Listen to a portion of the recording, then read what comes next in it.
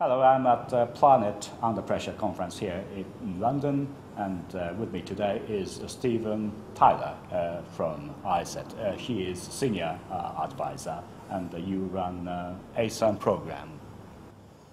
I don't actually run the ACCCRN program. I'm an advisor to the ACCCRN program because, in fact, this program is run by all of the members who are involved in the Asian Cities Climate Change Resilience Network. That's what it stands for.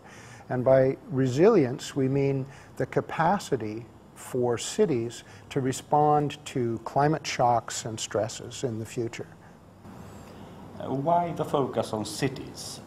What is their importance, and what are the specific challenges? Cities now contain most of the world's population, and they are growing rapidly, particularly in Asia.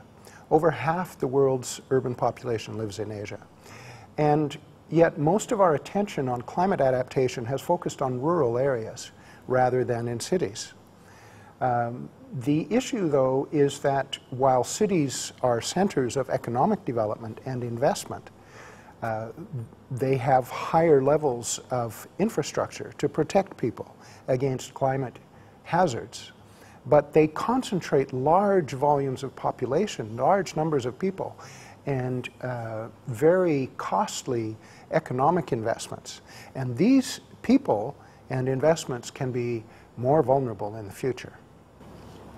Can you tell us about your specific approach to dealing with climate change and the urban environment? Much of the scientific effort on climate has been devoted to understanding the drivers of climate change and the atmospheric processes so that we can model future climates and have some idea of what's changing. The problem is that for planning purposes and for urban designers and for businesses and people who live in cities, the future climate projections are still very imprecise, and they will always be uncertain. So our approach does not rely on high confidence in any projections of the future. We recognize that climate in different areas, in different parts of the world, will change in different ways.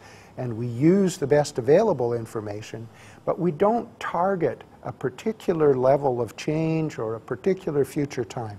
What we emphasize is that cities should try to build resilience to unexpected changes in the future.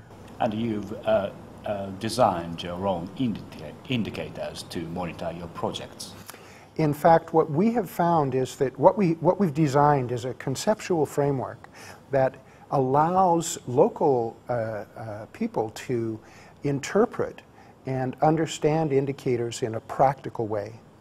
And we have helped them to design their own indicators based on this conceptual framework and their local priorities, which differ from place to place. Based on which they do assessments? The indicators are going to be used to assess changes over time and the effectiveness of interventions that the cities undertake themselves. How do you ensure that things can get done in your network rather than just discussed? Any examples? This is a new area of activity for all of the cities.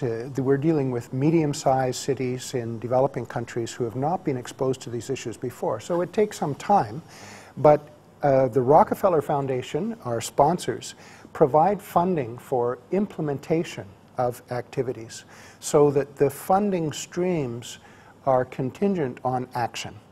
So the focus of the network is very much on implementing activities. You mentioned the Rockefeller Foundation, but you have your partners.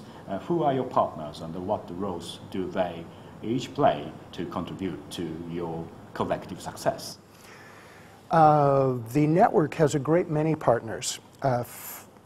There are 10 cities, and in each city there are often multiple local partners, local government, civil society, academic partners, each contributing their own expertise and experience. In addition, there are national partners in each country, some of whom are here today in London at the Planet Under Pressure conference. And we have regional partners who provide expertise, people like ISET, like myself, but also a number of other organizations. In fact, I think the total is around 20 different partners, all involved with the support and encouragement of Rockefeller Foundation. With the dual challenges of population growth and of rocketing economic growth in Asia, how Asian cities possibly be sustainable? I think this is where we have to put a much greater emphasis on better learning about new approaches, new forms of governance, learning from our experience with climate hazards in the past, and learning from new situations that continue to arise as the climate changes in the future. I think cities offer an optimistic future because they provide the foundation of economic productivity and growth through high levels of interaction and exchange. But in order to meet that promise, we have to be more clever about how we prepare for future climate. Dr. Stephen Tyler, thank you very much for sharing with your thought with us today. A pleasure, Kenji. Thank you.